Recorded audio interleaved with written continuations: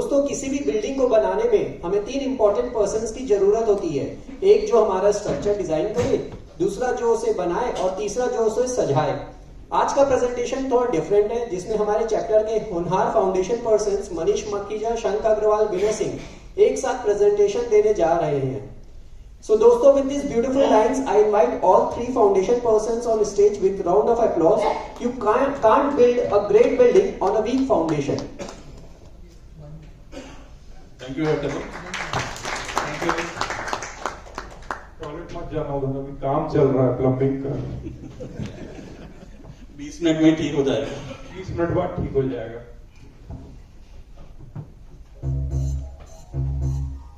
चाहता हूँ कभी न बीते चुके दिन, चाहता हूँ हम न रहे कभी यारों के बिन। दिन भर खाली बातें, झूमे शामे गाए रातें, मस्ती में रहे डूबा डूबा हमेशा समय। यस फ्रेंड्स, हम सबको अच्छा लगता है कि हमारे दिन और रातें मस्ती में हो, और इसके लिए हमें चाहिए होती है हमारी फैमिली और फ्रेंड्स। जनरली हम अपने फैमिली के साथ अपना सबसे अच्छा जो क्वालिटी टाइम स्पेंड करते हैं वो होता है हमारा घर।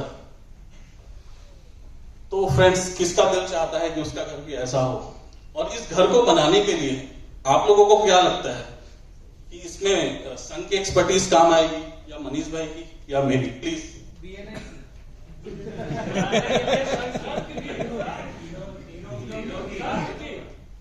तीनों संघ से स्टार्ट करते हैं।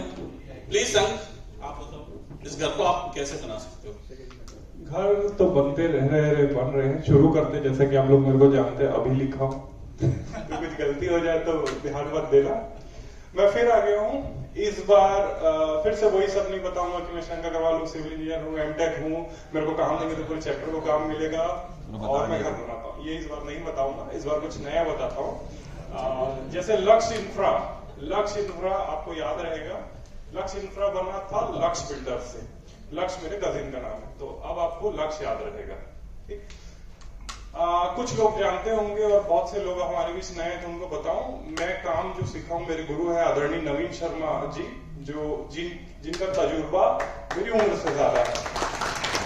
तो 30 वर्ष का उनका अनुभव और 6 साल का मेरा अनुभव मिलाकर मेरे पास 36 साल का एक्सपीरियंस है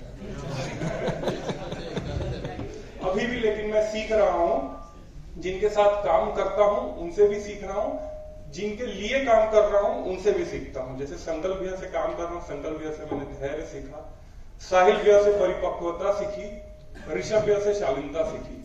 तो ऋषभ भैया का नाम आया तो मिस्टर प्रेसिडेंट से मैं रिव्यू लेना चाहूंगा। Let's listen from horses head. भैया प्लीज।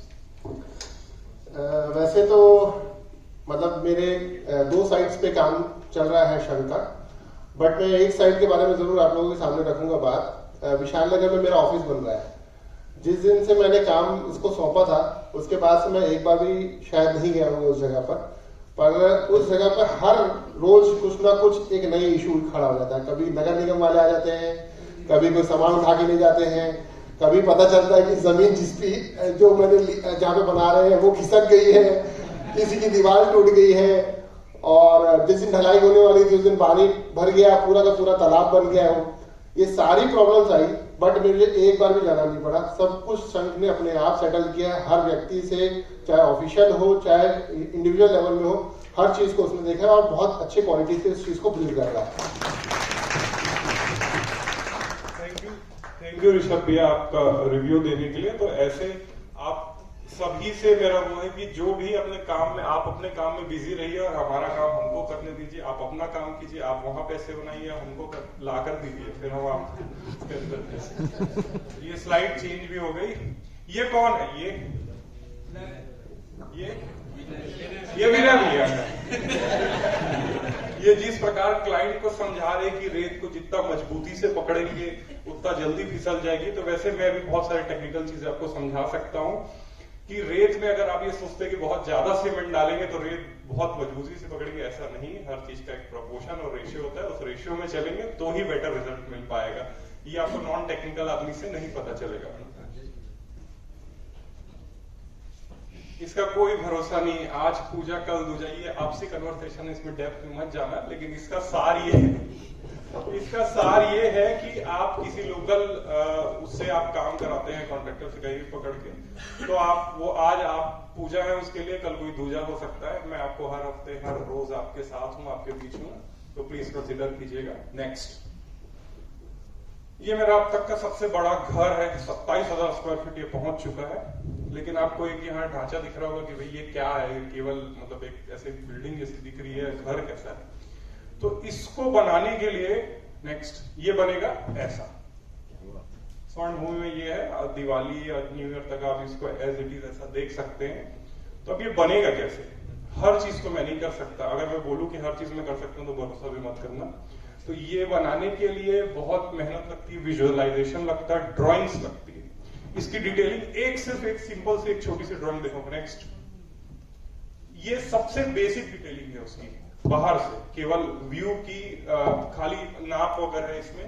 इसके अलावा इसमें कंक्रीट कैसे रहेगा, कहाँ पे कास्टिंग होगी, कहाँ ब्रिक वर्क होगा, इतनी सारी डेप्थ डिटेल जब मेरे को मिलेगी तो ही मैं ऐसा कुछ काम कर सकता हूँ। अब इतनी सारी डिटेल्स के लिए मैं खुद ये नहीं बनाता हूँ, ये मेरे को मिलती है कंसल्टेंट से, आर्किटेक्ट से। जैसे हम लोग साथ में काम कर रहे हैं कई साइट पे, तो मनीष भी मेरे को ये ड्राइंग्स, व्यू या एवरीथिंग, ये जो भी है आर्किटेक्चरल पार्ट है, स्ट्रक्चरल पार्ट है, मनीष भी प्रोवाइड करते। तो आइए इसके आगे का मनीष भी आपको समझाएंगे कैसे। Thank you, Shankar. Thank you. Good morning to all. Already you know me already what I do and what I have done. I am doing many sites of this, many sites present here. I am doing. ये हमारा process है काम करने का। सबसे पहले client से हम मिलते हैं, जैसे कि आकाश मिल रहा है शालिनी से। इसके बाद जो पिक्चर देखे होंगे सबको याद होगा कि उसको एक थप्पड़ पड़ी थी, लेकिन हमारे साथ ऐसा कुछ नहीं होगा। हम यहाँ पर समझ सकते हैं क्लाइंट की जरूरत क्या होती है, उसको कैसा घर बनाना है, कैसी रिक्वायरमेंट है। उसके बाद हम एज इट इज उसका ड्राइंग प्लान करते हैं। अब साइट क्लाइंट से मिलने के बाद हम उसकी साइट की एनालिसिस करते हैं कि वहां पर क्या डेटा अवेलेबल है। क्लाइंट से ब्रीफिंग ले लेते हैं, साइट का सर्वे कर लेते हैं कि वहां पर क्या चीजें रिक्वायरमेंट है। इसके बाद जैसे कि ये बोलते हैं कि हम केक के लिए कहीं जा सकते, कहीं भी जा सकते हैं, वैसे ही मैं बोलता हूं कि मैं साइट करने के लिए इंडिया में कहीं भी जा सकता हूं। क्लाइंट ब्रीफिंग, अब यहाँ पर क्लाइंट से समझ लिए, साइट पे स्टडी कर लिए, उसके बाद वहां पर ब्रीफिंग करनी है। जैसे कि ये बोलता है प्यार सोच समझकर नहीं किया जाता, बस हो जाता है। लेकिन घर सोच समझकर बनाया जाता है, प्रॉपर डिजाइन करके बस बन जाता है, ऐसा कुछ भी नहीं है। नेक्स्ट, अब यहाँ पर हो गया क्लाइंट से ब्रीफिंग के बाद प्लानिंग। जैसा कि हम ये एक बहुत अच्छा घर का प्लानिंग करते हैं, क्लाइंट्स को डिटेल समझाते हैं, उनकी रिक्वायरमेंट के हिसाब से जैसा उसने बताया है वैसा बना है कि नहीं बना है। ये एक बेसिक प्लानिंग है। इसके बाद उसकी स्ट्रक्चर डिटेल बनती है। ये आप दीवार देख सकते हैं, बहुत ही 100 साल पुरानी दीवार होगी। इसको मेरे जैसा एक बहुत अच्छा स्ट्रक्चर डिजाइनर ने डिजाइन किया होगा, तभी ये अभी तक है, नहीं तो अभी तक ये तीनों गिर के मर गए रहते वहां।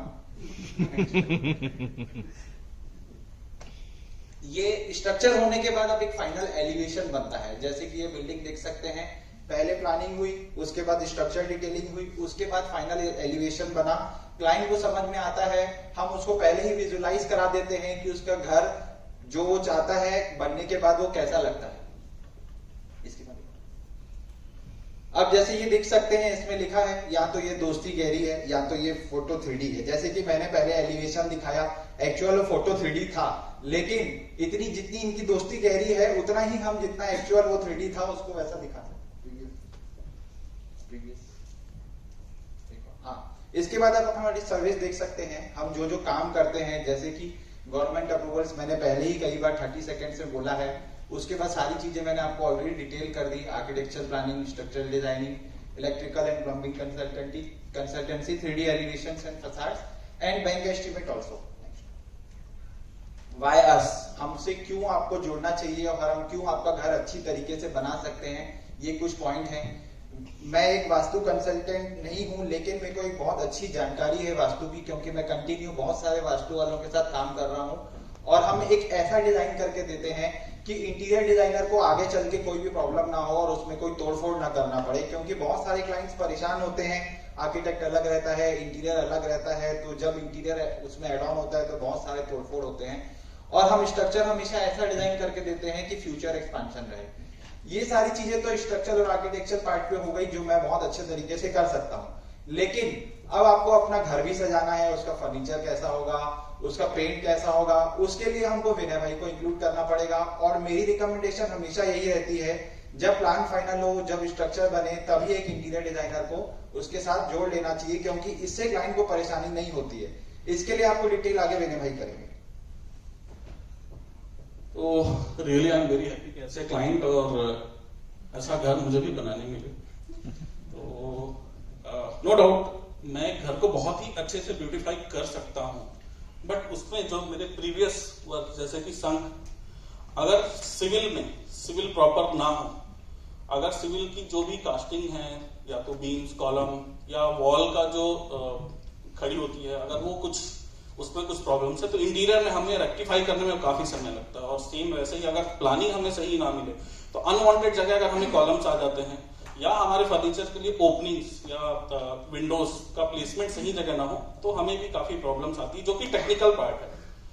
तो सबसे पहला जो हम काम करते हैं होता है क्लाइंट कंसल्टेशन। इसमें हम क्लाइंट्स की सारी बेसिक डिटेल्स, मतलब वो बेसिक इतनी बेसिक होती है कि उनकी हैबिट्स क्या हैं।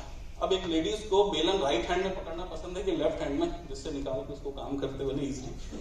यहां तक हम पहुंचते हैं, जैसा जैन भैया बताते हैं कि हर आदमी की एक हैबिट होती है काम करने की, वैसे ही सबकी एक अलग रिक्वायरमेंट होती है। जैसे अभी मैं ऋषभ भैया का एक घर कर रहा हूं तो उन्हें ड्रम बजाना बहुत पसंद है, तो उस ड्रम के लिए क्या स्पेस चाहिए तो आप समझ सकते हो। और आजकल काफी ज्यादा कॉमन हो गया है, जैसे न्यूली मैरिड होते हैं फिर वो बेबी प्लान करते हैं, तो एक स्टैंडर्ड बेड साइज हम समझते हैं कि 6 साढ़े 6 होती है, बट अब जिनके साथ बेबी हो जाते हैं और ट्विंस हो गए तो फिर तो उन्हें 8 फीट का बेड चाहिए। तो हमें मतलब उस क्लाइंट की बिल्कुल basic day to day life तक जाना पड़ता है। तो फर्स्ट ऑफ ऑल हम क्लाइंट ब्रीफिंग में इस लेवल तक आते हैं। अब उस क्लाइंट ब्रीफिंग के साथ आप ये चीज समझ सकते हैं कि ये सारे फर्नीचर का साइज भी मैच करना चाहिए उस रूम पे हमारे, कि उस रूम के बाद हमें ब्यूटीफाई तो करना बहुत अच्छे से आता है, बट फंक्शनली क्या हमारे क्लाइंट की साइज देने के बाद हमारे पास मूविंग ऑफ स्पेस और डे टू डे लाइफ में जो उस फर्नीचर को यूज करने के लिए हमारे पास कितनी ईज ऑफ लाइफ हो रही है, ये सारी चीज हम स्पेस प्लानिंग की करते हैं, जिसमें फर्नीचर के साइजेस और डिफरेंट टाइप के फर्नीचर आते हैं। हर क्लाइंट के लिए उनके रूम के वार्डरोब की जो यूजेज है, स्टोरेज की यूजेज है, वो डिफरेंट होती है। किसी को कपड़े टांग करके रखना पसंद होता है, किसी को फोल्ड करके। नेक्स्ट, अब इसके बाद आता है जैसे कि हमारे खाने में हमारी सबकी टेस्ट बहुत अलग होती है, पहनने में कपड़े की टेस्ट सबकी अलग होती है, वैसे ही उनके रूम के कलर, थीम, डिजाइन, ये सारे क्लाइंट्स के बहुत ही अलग होते हैं। इस स्टेप में हम ये सारी चीजों को क्लियरफाई करते हैं कि उनका क्या टेस्ट है। कई बार क्लाइंट नहीं समझ पाते हैं कि उनका क्या टेस्ट है, तो हम डिफरेंट टेस्ट को दिखा करके उनसे उनकी टेस्ट की अचीव करते हैं। नेक्स्ट, देन उस टेस्ट को हम एक 3D विजुअलाइजेशन देते हैं, जिसमें कि ये एक टेंटेटिव चीज होती है कि हाँ लाइक ऐसा कुछ आपका रूम दिखने वाला है। नेक्स्ट, इसमें सारी चीजें आ जाती हैं कि क्या डेकोरेटिव आइटम्स डलने हैं, किस टाइप के मटेरियल्स डलने वाली हैं, और at the same time material selection फिर उसके बाद हमारा आता है, जो कि बहुत ही इंपॉर्टेंट पार्ट है। हमें ऐसा लगता है कि हम कभी भी मार्केट जाएं और फॉर एग्जांपल हमने अपने ड्राइंग में लिखा है कि हमें यहाँ वुडन चाहिए और हम वुडन लेके आ रहे हैं, बट ये करेक्ट नहीं है। हम किसी भी प्रोजेक्ट का एक बजट होता है, जिसमें हम फर्स्ट डे ही किस मटेरियल को किस बजट में लेके चलना है, वो चीज की ब्रीफिंग भी बहुत जरूरी होती है। इंटीरियर में बोला जाता है कि आप जितना लगा लो उतना कम है, तो उसमें मटेरियल सिलेक्शन बहुत ही इंपॉर्टेंट रोल प्ले करता है। कई बार बजट काफी एक्सीड कर जाता है तो हम प्रोजेक्ट कंप्लीट नहीं कर पाते हैं जैसा हमें टेस्ट चाहिए होता है। नेक्स्ट, हमारा कोलैबोरेशन होता है। एज एन इंटीरियर हम कोलैबोरेट करते हैं अपने वेंडर्स के साथ, अपने कॉन्ट्रैक्टर्स के साथ, ताकि हमें जो राइट मटेरियल चाहिए और राइट क्वालिटी के साथ वो हमें अचीव हो, और कॉन्ट्रैक्टर्स जो उस स्किल के साथ हो जो कि एग्जैक्टली वैसा ही बना के दें जो जैसा हम चाहते हैं। Next, project management. Project management में ये चीज आती है कि साइट पे काम करते करते कई बार ऐसा होता है कि जो कॉन्ट्रैक्टर्स हैं उन्हें डिजाइनिंग समझ में नहीं आ रही है, कुछ प्रॉब्लम्स आ रही हैं जो कि प्रैक्टिकल लाइफ में बना पाना पॉसिबल नहीं होता, या कुछ इश्यूज आते हैं तो उसको हम क्लियर करते हैं। नेक्स्ट, अब ये इमेज आपको सबको रिलेट कर सकते हैं कि जब वो रिटर्न आता है और एक गलत जगह पे बैठ के आता है तो उसके साथ क्या होता है। वैसे ही मयंक भाई ने काफी समय तक अपने सोफे में बैठ के एक मूवी देखी तो उन्हें काफी कुछ प्रॉब्लम आई, तो उन्होंने फिर मैंने उनको बहुत अच्छा एक सोफा डिजाइन करके दिया। राइट में वो बहुत कंफर्टेबल है अब। सेटिस्फेक्शन से हमको स्टार मिला। तो friend, house is an important milestone. तो इतनी बड़ी माइलस्टोन, लगभग आज हम इंडियंस के 90% लोगों के लिए एक घर बनाना रियली एक माइलस्टोन है।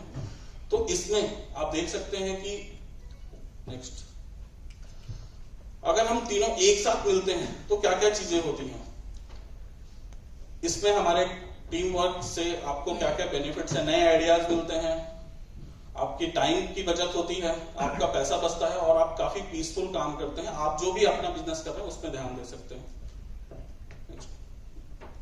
ये एक फैमिली काफी हैप्पी है जब हम तीनों मिलके काम किए।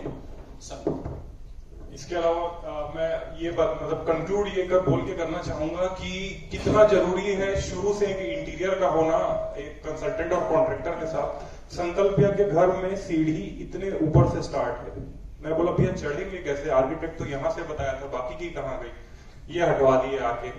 वहां बोले फैब्रिकेटेड लगेगी, भाई इंटीरियर में अगर ये पहले आ गए तो ये हो गया, अगर ये नहीं आते तो आखिरी में फिर उसको तोड़ना पड़ता। इससे स्ट्रेंथ कॉम्प्रोमाइज होती है। जितना आप वर्टिकल हॉरिजॉन्टल या कास्टेड चीजों को तोड़ेंगे स्ट्रेंथ कॉम्प्रोमाइज होगी।